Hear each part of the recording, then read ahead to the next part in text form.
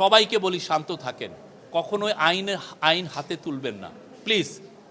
দেশের ভাবমূর্তি পুরো পৃথিবীর কাছে আমাদেরই তুলে ধরতে হবে, আমার আপনার সবার। আমরা কেউ কোনোভাবেই যেন আইন হাতে না তুলে ধরি, আইন হাতে তুলে না নেই। আপনার যে পারসেপশন, আপনি যে আইন শৃঙ্খলা খারাপ, এটা আপনি তো গত বছরের তুলনা করে করবেন। আপনি গত বছরে কত মার্ডার হয়েছে আর এখন কি হচ্ছে, আমরা কেন সেটার সাথে কম্পেয়ার করব না আমরা নতুন কিছু তো আপনি একটা ভালো কি মন্দ এটা বিচারটা কিভাবে হয়, কম্পেয়ার তো করতে হয়।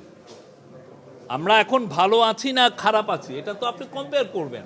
আমি গত বছর কি ছিলাম সেটা দিয়ে, আপনি গত বছর যা ইনকাম ছিল তার থেকে যদি 20,000 টাকা বাড়ে তা আপনি তো বলবেন যে আমার 20,000 টাকা বেড়েছে। হ্যাঁ, আর আপনি 32 নম্বরের ব্যাপারে আমরা কিন্তু তিনটা স্টেটমেন্ট দিয়েছি।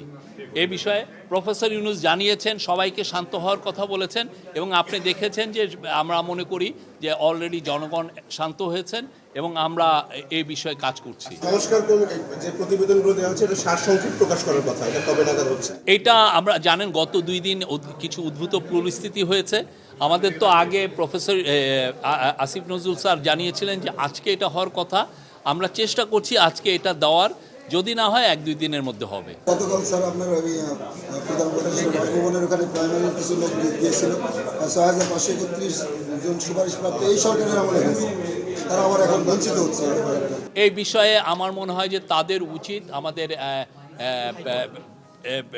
আইনের আশ্রয় নেওয়া বা তারা আমাদের এডুকেশন অ্যাডভাইজারের সাথেও কথা বলতে পারেন। হ্যাঁ, এই প্রত্যেকটা জিনিসের আমরা দেখেন গত 6 মাসে প্রায় 180টা আন্দোলন ঢাকায় হয়েছে। আমরা চেষ্টা করেছি আন্দোলনগুলো, প্রত্যেকটা আন্দোলন শান্তিপূর্ণভাবে সমাধান করতে। হ্যাঁ, মানুষের যে এক্সপেকটেশন, মানুষ আসলে পুলিশ যে একজনকে একটা লাঠিচার্জ করুক এটাও দেখতে চায় না। আমরা সেটার দিকে মূল্য দিয়েছি, সেটাকে আমরা ভ্যালু করি, এবং আমরা চাই যে পুলিশ তার রায়ট ম্যানেজমেন্ট একটু চেঞ্জ করুক, এমন জনবান্ধব হোক। সেই ব্যাপারে আমরা চেষ্টা করেছি এবং সেই কাজগুলো হচ্ছে। এবং আমরা দেখেছি এখন দেখেন 180টা প্রায় সবগুলো আন্দোলনই আমরা শান্তিপূর্ণভাবে শেষ হয়েছে। এতে কিছু জনদুর্ভোগ হয়েছে, ট্রাফিক ব্যবস্থায় বিশৃঙ্খল হয়েছে কিছুটা, কিন্তু আমরা বলবো যে দেখেন আগে ব্রুটালি যেটা হতো, রাবার বুলেট মারা হতো, গুলি করা হতো, টিয়ার গ্যাস মারা হতো, এগুলো কিছুই করা হয় নাই।